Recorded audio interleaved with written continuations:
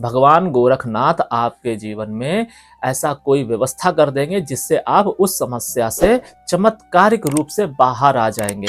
मगर ध्यान रखिएगा, इस खिचड़ी का सेवन आपको तभी करना है जब आपके जीवन में इस तरीके की कोई विपत्ति आए। आप वहां जाइए, खिचड़ी का भोग लगाइए।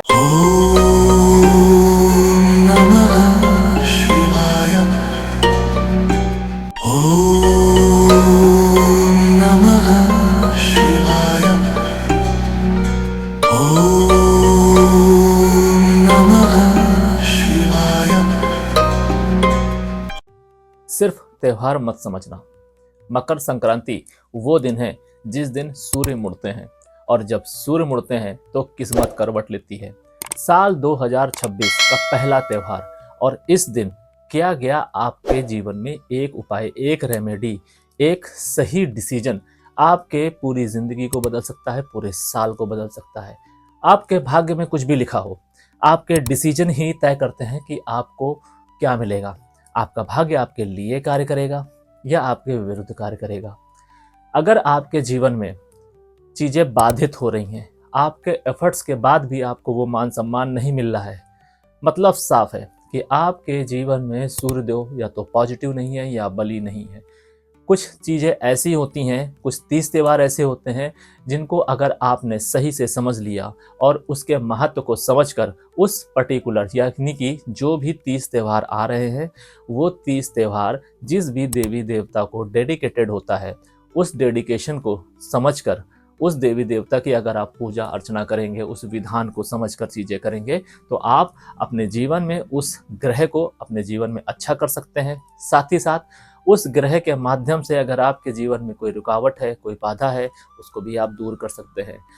इसीलिए मैं आपको ये बताना चाह रहा हूँ कि साल 2026 का जो पहला त्यौहार है, यानी कि मकर संक्रांति, उस मकर संक्रांति में ग्रहों के राजा सूर्यदेव की आप रेमेडी करके अपने जीवन में आने वाली समस्याओं को, या अगर आप अपने जीवन में कहीं पर स्टक है, नेम फेम से रिलेटेड आपके जीवन में कोई समस्या है, तो आप उसको दूर कर सकते हैं, सूर्यदेव का साथ पा सकते हैं, आशीर्वाद पा सकते हैं और अपने जीवन में हार्मनी ला सकते हैं। आज के वीडियो में मैं आपको आज यही बताने वाला हूं कि मकर संक्रांति का महत्व क्या है हमारे जीवन में। Welcome celestial seekers to the cosmic journey where the stars align and destinies unfold. मैं यहाँ हूँ ताकि ब्रह्मांड के रहस्यों के माध्यम से आपको गाइड कर सकूं और ज्योतिष के ज्ञान से आगे का मार्ग प्रकाशित कर सकूं। मकर संक्रांति, जैसा कि मैंने आपको कहा कि इसको सिर्फ त्योहार मत समझना, इसको सिर्फ खाने पीने का दिन मत समझिएगा। ये दिन है आपके डेडिकेशन का, ये मौका है सूर्यदेव को मनाने का, अपने साथ अलाइन करने का, अपनी कुंडली को एक्टिवेट करने का। अगर आपकी कुंडली में सूर्यदेव मारक या बाधक भी हो, तब भी आप सूर्यदेव को अपने साथ खड़ा कर सकते हैं, अपने लिए बाध्य कर सकते हैं कि वो आपको आशीर्वाद दें। मकर संक्रांति एक ऐसा पर्व है जिसके माध्यम से अगर आप चीज़ें सही तरीके से करेंगे, यानी कि जो विधान है उस विधान के माध्यम से अगर आपने चीज़ें की, तो सूर्यदेव आपको हर वो चीज़ दे देंगे जो वो आपकी कुंडली में जिस भाव के मालिक बन के वो बैठे हैं, यानी कि स्वामी बन के बैठे हैं, और जिस भाव में वो बैठे हैं, यानी कि अगर आपकी कुंडली में सूर्यदेव छठे घर के स्वामी हैं और वो बैठे हैं 9वें घर में, तो 9वें घर से रिलेटेड और छठे घर से रिलेटेड वो आपको हार्मनी देते नजर आएंगे, आशीर्वाद देते नजर आएंगे। और जब आपके जीवन में भाग्य का साथ होगा, छठे घर से रिलेटेड यानी कि रिपु भाव का साथ होगा, तो आपके जीवन में हार्मनी आनी तय है। क्यों? क्योंकि रिपु भाव, जैसा कि आप लोग जानते हैं, हमारे शत्रुओं का होता है, हमारे लोन्स का होता है और हमारे कॉम्पिटिशन्स का होता है, बहुत बड़ा वेटेज लेके बैठा हुआ है। और भाग्य का तो आप जानते ही हैं कि किस तरीके से अगर आपके जीवन में भाग्य साथ ना दे, तो आपकी चाहे जीवन में कितनी ही बड़ी आप मेहनत क्यों ना करते रहे, वो मेहनत आपकी सार्थक नहीं हो सकती बिना भाग्य के सपोर्ट के। भाग्य क्या है? भाग्य हरि है, भाग्य विष्णु है। जब तक विष्णु देव प्रसन्न नहीं होंगे, यानी कि गुरुदेव प्रसन्न नहीं होंगे, तब तक आपके कर्म उस दिशा में अलाइन नहीं हो सकते, उस दिशा में चैनलाइज नहीं हो सकते हैं जिस दिशा में आपकी कुंडली चाहती है।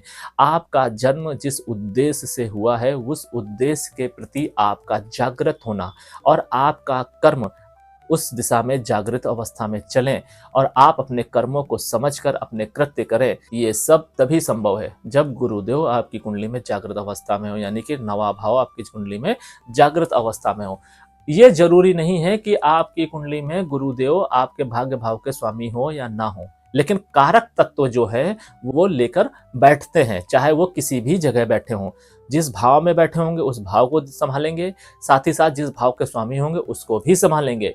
इसके साथ जो उनको कारक तत्व दिया गया है, यानी कि सुख के कारक तत्व, भाग्य के कारक तत्व, तो उस कारक तत्व को भी आप श्री हरि को आप नहीं छोड़ सकते, यानी कि गुरुदेव को नहीं छोड़ सकते हैं। आपके घर में होने वाले मांगलिक कार्य बिना विष्णु के हो ही नहीं सकते हैं, नारायण के आप कर ही नहीं सकते हैं। अगर आपकी कुंडली में गुरु रुष्ट अवस्था में बैठा है, मैं 100% दावा करता हूं कि आप अपना विवाह नहीं कर पाएंगे, अपनी संतान का विवाह नहीं कर पाएंगे। आपके जीवन में सारी व्यवस्थाएं होंगी लेकिन आप सुखों का भोग नहीं कर पाएंगे। इस तरीके का वेटेज लेकर बैठते हैं हमारी कुंडली में हमारे ग्रह। अभी हम बात कर रहे हैं सूर्यदेव की। सूर्यदेव जैसा कि आप लोग जानते हैं कि नेम फेम को रिप्रेजेंट करते हैं। आपके जीवन में आपका नाम होगा या आप बदनाम होंगे, ये सब कुछ रिप्रेजेंट होता है सूर्यदेव। अब सूर्यदेव भले ही आपकी कुंडली में किसी भी भाव में बैठे हों, लेकिन वो नेम फेम को रिप्रेजेंट करेंगे ही करेंगे। अगर आपके जीवन में भी इस तरीके की कोई बाधाएं हैं तो आप मकर संक्रांति वाले पर्व को अच्छे से समझकर आप चीजें कर सकते हैं। क्या करना है आपको? सर्वप्रथम मकर संक्रांति वाले दिन प्रातःकाल उठिए, सूर्यदेव को नमन कीजिए, हाथ जोड़िए, स्नान ध्यान कीजिए, उनको अर्घ दीजिए एक तांबे के पात्र में। उसमें रोली डालिए, चंदन डालिए, गुड़ डालिए और लाल पुष्प डालकर उनको अर्घ दीजिए। और अर्घ देते हुए बोलिए ओम घृणी सूर्याय नमः। ये आपको बोलना है 11 बार। इसके साथ साथ आप 21 बार या 23 बार सूर्य गायत्री मंत्र का भी जाप कर सकते हैं। ये जाप आप सूर्य को अर्घ देते हुए भी कर सकते हैं और अर्घ देने के बाद वहीं पर जहां पर आपने अर्घ दिया है वहीं पर लाल आसन बिछा लीजिए और बैठ जाइए। 108 बार संभव है तो 108 बार, नहीं तो 21 या 23 बार आपको ये चैंट करना है। जब आप ये जाप कर रहे हो आपकी आंखें खुली अवस्था में होनी चाहिए। यथासंभव आप कोशिश कीजिए कि सूर्य को आप देख रहे हो और देखते हुए ये जाप कीजिए। अगर आप ऐसा करेंगे, सूर्यदेव अगर आपकी कुंडली में मारक या बाधक अवस्था में बैठे होंगे तो उनके मारक तत्व और बाधक तत्व कम होंगे और सूर्यदेव आपके जीवन में मार्ग को प्रशस्त करेंगे, मार्ग को खोलते नजर आएंगे। अगर आपके जीवन में कोई बदनामी आ गई है आपके कृत्यों के माध्यम से या फिर किसी साजिश के माध्यम से, तब भी सूर्यदेव इसमें कमी लेकर आएंगे।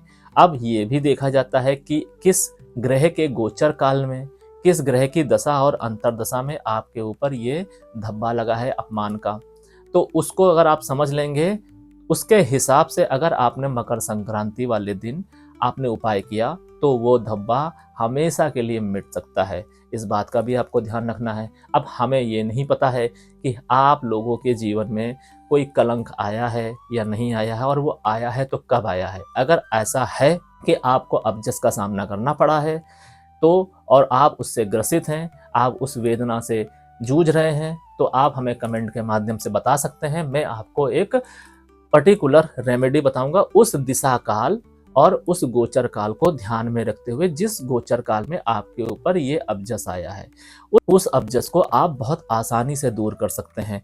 बशर्ते हमें ये पता होना चाहिए कि किस गोचर काल में किस ग्रह के माध्यम से आपके जीवन में वो कलंक, वो अबजस आया है। तो अगर ऐसा है तो आप मुझे कमेंट के माध्यम से बता सकते हैं। अब हम बात करते हैं दूसरी रेमेडी। इस दिन जिस भी जातक के जीवन में व्यापार से रिलेटेड कोई दिक्कत है, सुखों से रिलेटेड कोई दिक्कत है, शांति से रिलेटेड कोई दिक्कत है, तो उस दिन आपको यथासंभव गरीबों को खिचड़ी दान करनी चाहिए।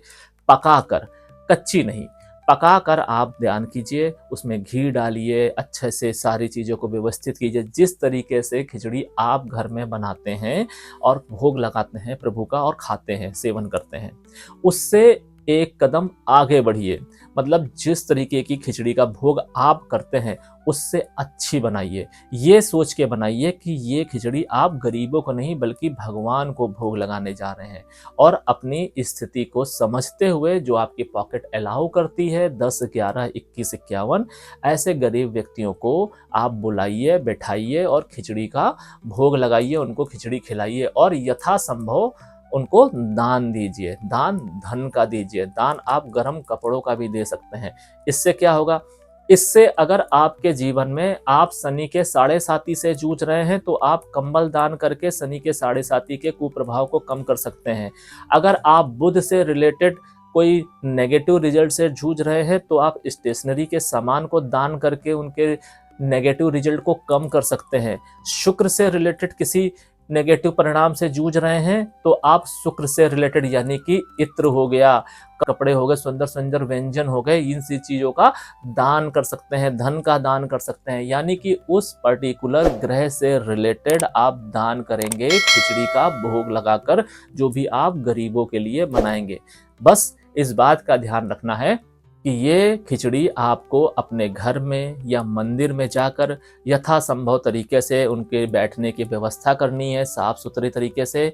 आपको ये नहीं समझना है कि ये लोग गरीब हैं, आपको ये समझना है कि ये लोग मनुष्य के रूप में भगवान हैं और भगवान को आप ये चीज़ समर्पित कर रहे हैं। जब इस तरीके का आप भाव रखेंगे तो वो ग्रह जो आपके जीवन में नेगेटिव है, चाहे वो शनि हो, बुध हो, शुक्र हो, मंगल हो, कोई भी हो सकता है, वो आपको आशीर्वाद देते नजर आएंगे। क्यों? क्योंकि ग्रहों के राजा है सूर्य, और जब सूर्य देव राजा ही खुद कमांड देगा इन सबको तो वो आपके जीवन में हारमनी लेके आएंगे, क्योंकि राजा से ऊपर कोई नहीं है। इस बात का आपको ध्यान रखना चाहिए। इसके अलावा एक सर्वोपरि रेमेडी है, हमारे शास्त्रों में भी इसका उल्लेख है। और आज जैसा कि आप लोग जानते हैं कि उत्तर प्रदेश में गोरखपुर नामक एक स्थान है जहां पर गोरखनाथ बाबा का मंदिर है। अगर आप गोरखनाथ मंदिर में जा सकते हैं 13 जनवरी या 14 जनवरी को, वहां पर जाइए, खिचड़ी चढ़ाइए और वहां से प्रसाद के रूप में खिचड़ी लेकर आइए। ध्यान रखिए, ये वो उपाय है जो आपके जीवन में बड़ी सी बड़ी समस्याओं को टाल सकता है। वहां पे प्रसाद के रूप में मिली हुई खिचड़ी आप लेकर आइए और आपके जीवन में जब ऐसी घनघोर विपत्ति आए, जब आपका दिमाग काम ना कर रहा हो, लोग आपके विरुद्ध चले गए हों, आपके अपने भी अपना साथ छोड़ दें और आपको यही समझ में ना आए कि आपको क्या करना चाहिए, क्या नहीं करना चाहिए, आपको ये लगे कि बस अब मृत्यु ही मेरा एक ऑप्शन बचा हुआ है, एक मृत्यु ही आपके जीवन में वो रास्ता है जो आपको इन सारी समस्याओं को दूर कर सकता है, सारी समस्याओं से बचा सकता है। उस दिन उस खिचड़ी को बनाइए और उसको सेवन कीजिए। आप देखिएगा कि आपके जीवन में यकायक चमत्कार होगा। भगवान गोरखनाथ आपके जीवन में ऐसा कोई व्यवस्था कर देंगे जिससे आप उस समस्या से चमत्कारिक रूप से बाहर आ जाएंगे। मगर ध्यान रखिएगा, इस खिचड़ी का सेवन आपको तभी करना है जब आपके जीवन में इस तरीके की कोई विपत्ति आए। आप वहां जाइए, खिचड़ी का भोग लगाइए, मतलब कि आप अपने घर से दाल चावल जो भी खिचड़ी का सामान होता है अपने घर से लेके जाइए, वहां पर मत खरीदिए, लेके जाइए, वहां पर चढ़ाइए और वहां पर महंत जी से आशीर्वाद लीजिए, उनके पैर छूजिए, उनको यथासंभव दक्षिणा दीजिए, गोरखनाथ बाबा के दर्शन कीजिए और उसके बाद प्रसाद के रूप में वहां से खिचड़ी ले आइए। जब भी आपके जीवन में या आपके परिवार के किसी भी सदस्य के जीवन में कोई विपत्ति आए या कोई विपदा आए, तब आप उस खिचड़ी को बनवाइए, भगवान गोरखनाथ का स्मरण कीजिए और उसको भोग लगाइए, उसका सेवन कीजिए। देखिएगा चमत्कार कैसे होता है। जिन लोगों को चमत्कार देखना बहुत पसंद है, ये वाला उपाय आप करके देखिए और फिर मेरे को बताइएगा कि आपके जीवन में हार्मनी आई या नहीं आई, आपके जीवन में मिराकल हुआ या नहीं हुआ। जितनी ज़्यादा खिचड़ी आपको वहाँ से मिल जाएगी उतना आपके लिए बढ़िया है, क्योंकि इस खिचड़ी को बहुत अच्छे से रखना है, संभाल के रखना है, इसमें कीड़े नहीं पड़ने पाए और ये खिचड़ी खराब नहीं होनी चाहिए और ये जूठी नहीं होनी चाहिए। जूठी से हमारा तात्पर्य ये है कि आपने खिचड़ी ले ली और किसी ऐसी जगह पर रख दिया जहाँ पर आपके किचन का जो बर्तन वगैरह है या कुछ भी जूठन पड़ी है, तो इसको आपको शुद्ध अवस्था में रखना है, भगवान का प्रसाद समझकर, और प्रॉपर इज्जत देनी है। जितनी इज्जत आप भगवान को देते हैं, प्रॉपर रिस्पेक्ट देते हुए प्रसाद को जैसे देते हैं, उसी तरीके से अगर आप ऐसा करेंगे तो आपके जीवन में 100% हार्मनी आएगी।